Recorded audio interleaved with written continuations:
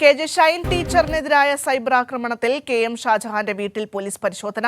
ഷാജഹാന്റെ തിരുവനന്തപുരത്തെ വീട്ടിലാണ് പരിശോധന നടക്കുന്നത്. ഇപ്പോൾ സാരംഗുണ്ട് വാർത്തയുടെ വിശദാംശങ്ങളുമായി.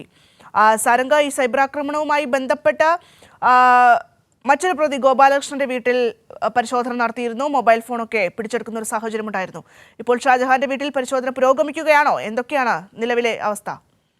ഭദ്ര, തീർച്ചയായിട്ടും ഇത്തരത്തിൽ ഷാജഹാന്റെ വീട്ടിലുള്ള പരിശോധന പുരോഗമിച്ചുകൊണ്ടിരിക്കുകയാണ്. നമുക്കറിയാം, ഇത്തരത്തിൽ സാമൂഹ്യ മാധ്യമങ്ങളിലൂടെ എറണാകുളത്തെ CPM നേതാക്കളെ ഉൾപ്പെടെ MLA-മാരെ ഉൾപ്പെടെ വലിയ രീതിയിലുള്ള വിദ്വേഷ പരാമർശങ്ങൾ ഉൾക്കൊള്ളിച്ചുകൊണ്ടാണ് ഇത്തരത്തിൽ കോൺഗ്രസിന്റെ പ്രാദേശിക നേതൃത്വം, അതായത് പ്രാദേശിക നേതാക്കൾ ഉൾപ്പെടെയുള്ള ഗോപാലകൃഷ്ണൻ ഉൾപ്പെടെയുള്ള നേതാക്കളുടെ ഭാഗത്തു നിന്നും ഇത്തരത്തിലുള്ള ഹീനമായ നടപടി ഉണ്ടായിട്ടുള്ളത്. ഈ സംഭവത്തിൽ CPM നേതാവായിട്ടുള്ള ഷൈൻ ടീച്ചർക്കെതിരെയാണ് ഇത്തരത്തിൽ ഈ ഷാജഹാൻ തന്റെ യൂട്യൂബ് ചാനലിലൂടെ മോശമായ രീതിയിൽ, അതല്ലെങ്കിൽ അപകീർത്തിപ്പെടുത്തുന്ന രീതിയിൽ വാർത്ത അല്ലെങ്കിൽ കണ്ടന്റ് കൈകാര്യം ചെയ്തത്.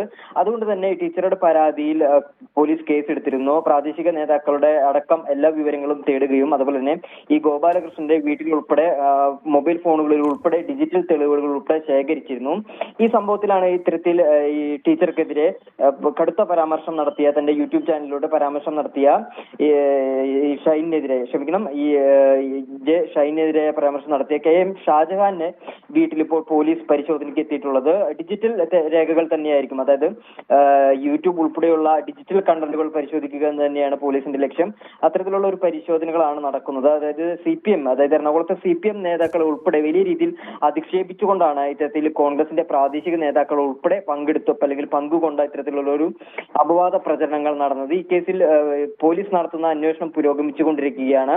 എറണാകുളത്ത് തന്നെ വിവിധ സോണുകളിൽ നിന്നുള്ള പോലീസ് ഉദ്യോഗസ്ഥരുടെ നേതൃത്വത്തിലുള്ള ഒരു പ്രത്യേക സംഘമാണ് ഈ കേസ് അന്വേഷിക്കുന്നത്. എന്തായാലും ഈ ഷാജഹാന്റെ വീട്ടിലുള്ള പരിശോധന പുരോഗമിച്ചുകൊണ്ടിരിക്കുകയാണ്. ഭദ്ര.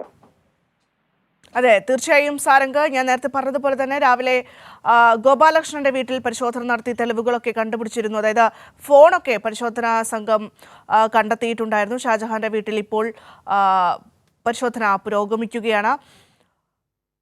സാരംഗാണ് വാർത്തയുടെ വിശദാംശങ്ങൾ നൽകിയത്.